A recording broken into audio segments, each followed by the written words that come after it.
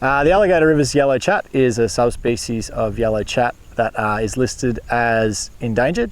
It lives mostly in the top end of the Northern Territory, and it's a tiny little insectivorous yellow bird that lives on the floodplains. So I started my fieldwork through the Adelaide River and Mary River floodplains, which is sort of between Darwin and Kakadu.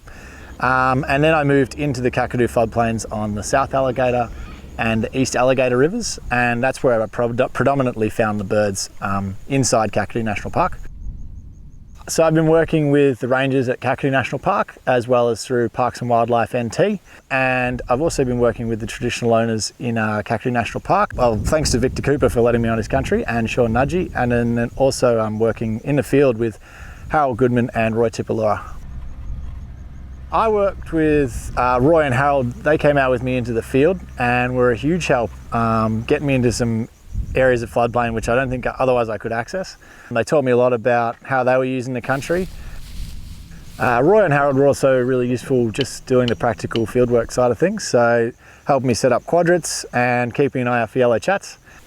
We found out a bit about their habitat and what they seem to prefer. So the strongest correlation seems to be they love this shrub called Sespania, which is usually perennial on the floodplains, and it grows along the channels and the depressions that exist on the floodplains. So the way we used to look for chats was basically find a depression, find a channel, look for the Sespania, and hopefully you see the bright little yellow bird sitting on top. Other than that, there does seem to be a bit of a relationship with fire frequency, so how often the site gets burnt, and whether or not when we were there, when the chats were there, if the site was burnt or not. But we're still not totally clear what that relationship is just yet, but it is exciting to see that they do seem to be somewhat responding to like fire management. Unfortunately, it seems like the yellow chat habitat that they really like is also a favourite site of the feral pigs. They're having a really big impact by digging up a lot of the habitat that yellow chats are using.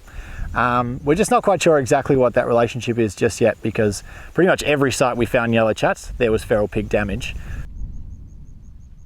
So whilst we're out in the floodplains, we did manage to capture and band 21 Alligator Rivers yellow chats, which is the first time that's been done for this subspecies. And while we were banding them, we took a couple of feathers from them, just a couple of down feathers that fell off during handling.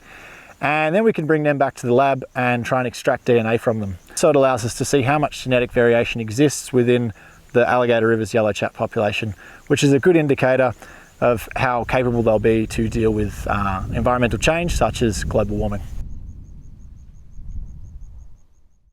So by banding the Alligator Rivers yellow chat, first of all, it allows us to identify individual birds because we can see the bright coloured bands that they've got on their ankles.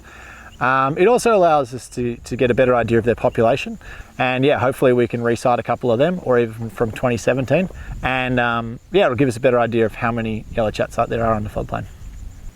So I guess if at the end of this project we can better inform the rangers at Kakadu or the rangers at Parks and Wildlife or the traditional owners about how better to manage this land to benefit the yellow chat, whether that be through the management of certain weeds or through feral pigs or even fire management, then that'd be a really great outcome, and hopefully we can see a few more yellow chats getting around in the next few decades.